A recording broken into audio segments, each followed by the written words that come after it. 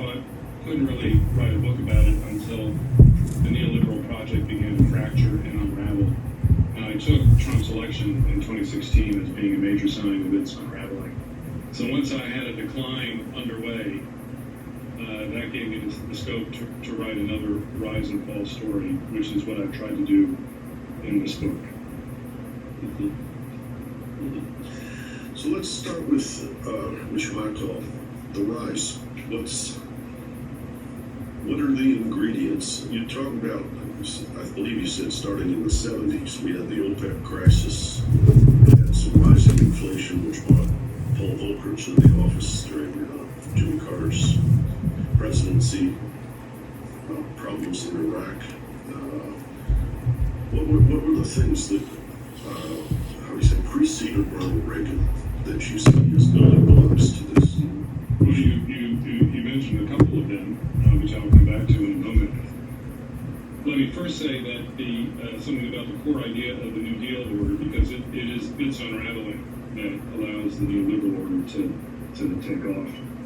The core idea of the New Deal order was that capitalism left unmanaged, left free to do what it wished, capitalists able to deploy their capital really without limitation, to the glorification of free markets. There was a sense that capitalism left to its own devices in that way was not going to work. It was too prone to bust, cataclysm, too many casualties of the economic system, too much economic power concentrated at the top, and too little for the people underneath. And so the goal of the New Deal became to establish a strong central state federal government to manage capitalism in the public interest, not to transcend capitalism, but to manage it in the public interest. And Keynesian economics became very instrumental, and Keynesian economics was very successful in smoothing out the business cycle. Laws were passed to strengthen labor, which allowed for redistribution from some profits from the rich to the poor, at least to the organized portion of the working class. The middle class thrived and flourished. So these were some of the cardinal elements of the New Deal order. And it thrived from the 40s through the 1960s. But any political order has fracture points. It's a complex project containing multiple constituencies. And one of the issues that the New Deal failed to address was race and racial equality, because Roosevelt in the 1930s required, in order to get his progressive economic policies through, he required the support of the White South, which was a very important component of the Democratic Party. And the white senators and congressmen, who often had seniority in Congress because there was no serious Republican competition in the South, they had seniority, they had power, and they said, we'll let your progressive economic policy pass as long as you don't interfere with the racial hierarchies of Southern life, which meant don't touch Jim Crow, don't pass any federal anti-lynching legislation, don't do any of that. But blacks responded to the New Deal and left the Party of Emancipation, the Party of Lincoln, which had been the Republican Party, and gravitated to the Democratic Party in large numbers, began to move north, and began to declare that we are part of this party. You cannot ignore our situation. You cannot tolerate Jim Crow any longer. So the race issue that the New Deal had avoided comes to the fore in the 1960s. And this becomes one of the fracture points in the Democratic Party. And in 1964, Lyndon Johnson is faced with either committing the Democratic Party to civil rights, racial equality, passing the Civil Rights Act of 64, the Voting Rights Act of 65, and then possibly losing the White South, which is in fact what happens over a period of years. Or he could have continued with down the road of white supremacy and Jim Crow. He says we can't do that any longer as the Democratic Party. So race becomes one of the issues on which the New Deal order fractures. Then a very unpopular and ill-advised war in Vietnam, tremendous anti-war protests. Democratic presidents were the one who had escalated America's involvement in Vietnam, and that creates both an economic problem and a political problem. The economic problem is that it's superinflating the economy, and Johnson can't do his domestic programs to fight the war at the same time. And the political problem is that the war is not being won, it's being lost and people, especially young people, begin to ask really urgent questions about what the hell is America doing in Vietnam, and on that basis, a huge anti-war movement takes shape, which sees the Democratic Party and its liberalism as the fountainhead of war. So they have to go. They're not going to go to the Republicans, but they want more radical alternatives. So those were cracks, and then we get to the economics of the 1970s, which is what you were referring to, and there are two basic alterations in the international economy of the 1970s that had not been there before. One is the United States' complete domination of the global economy, which it had enjoyed for 20 years after World War II, comes to an end. America was the only economic power with its industrial base intact in 1945 and 46. And the world is its oyster. It can do anything it wants to in the world. And American industrialists and capitalists like this, but they also understand the vulnerabilities because America needs to sell things abroad, and it can't sell things abroad unless it helps the other economies of industrial nations get back on their feet again. So it is supporting the resurgence of Britain, France, especially Germany and Japan.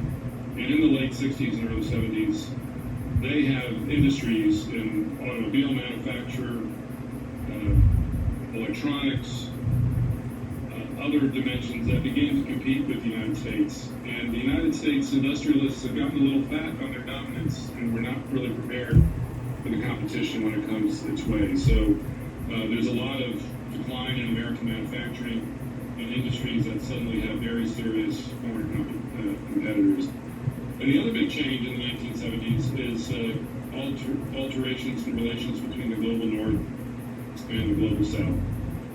The paradigmatic case is petroleum, oil, Saudi Arabia.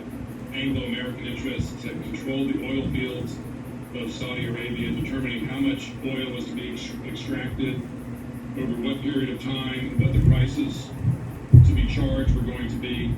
And all this was done in the service of cheap energy for the industrial global north, heavily dependent on this petroleum. And commodity producers in Saudi Arabia and elsewhere begin to say, this is a form of theft, this is our resource, we must exercise control over it.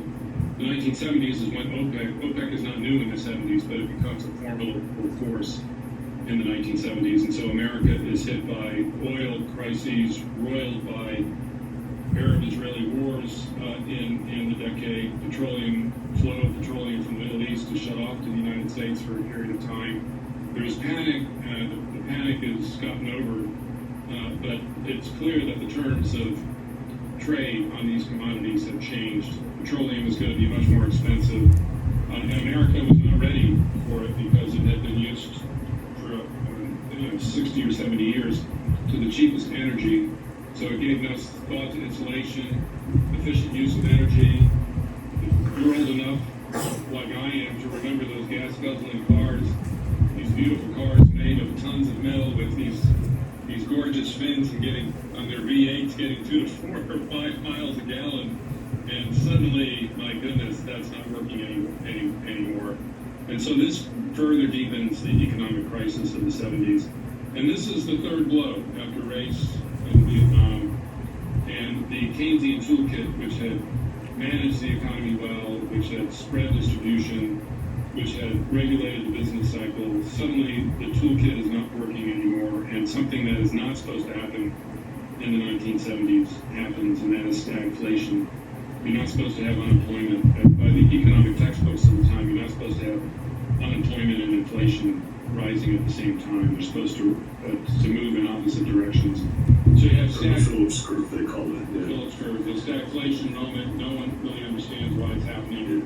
And this opens the door. There's a lot of unrest in America. The suffering is quite intense, and this opens the door to alternative ideologies, which had been there for 20 or 30 years. These were the neoliberals that I write about, the Milton Friedmans of the world. They are there. They've been talking their game for quite some time, and they want monetarist policies. They want to get the government out of the economy. They want free markets up to do their work.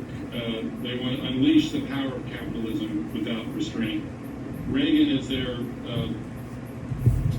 communicator, their articulator, He's been studying these ideas for quite some period of time. We need to discard the idea that he was only a B movie actor. He might have been a B movie actor, but he was quite a sophisticated political thinker. He's ready to move. He's ready to put these ideas into political action. And he's got the common touch. As much as he disliked the policies of Franklin Roosevelt, he regarded Roosevelt as the most accomplished president of his lifetime. And he wanted to duplicate Roosevelt's success, but from the neoliberal or conservative side of the political spectrum, not from the democratic, progressive side of the political spectrum. And that's how we begin to see the emergence of a new political order. That's a beautiful portrait, I must say. Riding shotgun with you right now. I grew up in Detroit. I watched what was happening with those big fin cars. I knew that what had happened with the Voting Rights and Civil Rights Act meant we were going to get no adjustment assistance from Congress in Detroit because of black majority city and so forth. How would I say, we'd been like going back to the well. First, if it was Lyndon Johnson or anybody thereafter, as you know, Nixon had the Southern strategy, which was played on the other side. But I watched a city from the 67 riots on become unraveled, and I watched divisiveness in the state of Michigan between Republican and Democrats. And when I was a little one, my mother was working in the Detroit Symphony, and she knew George Romney and Romney's dad, and she knew Bill Milliken. And Gerald Ford was kind of cut of the same cloth, what I'll call noblesse oblige Republicans. It's changed a lot. And then I went to college, and I worked to help Nick pay my tuition for the oil economist Morris Edelman at MIT.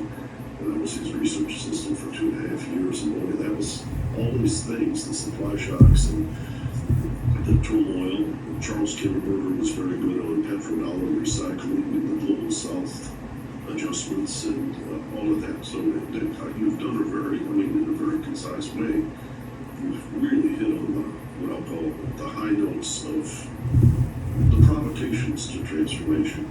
And Reagan, as you were saying, was not a B-level player. He'd been the governor of California. He had a comprehension of politics, and I worked for Pete Domenici in my first job out of graduate school. I used to go to White House events, and I was a big baseball fan. And I watched Detroit major league guys come in, Detroit Tigers in those days, 68, Al Kaline or what have you. But when I'm watching him with whoever has won the World Series, I go because my friend Dale Petrosky was a communications guy there. He's from Detroit. He set up a thing called the Mayo Smith Society for expat Detroiters that want to stay with the Tigers. Anyway, we're going into that, and we're having a lot of fun. But Ronald Reagan, I saw him fall asleep in budget committee meetings.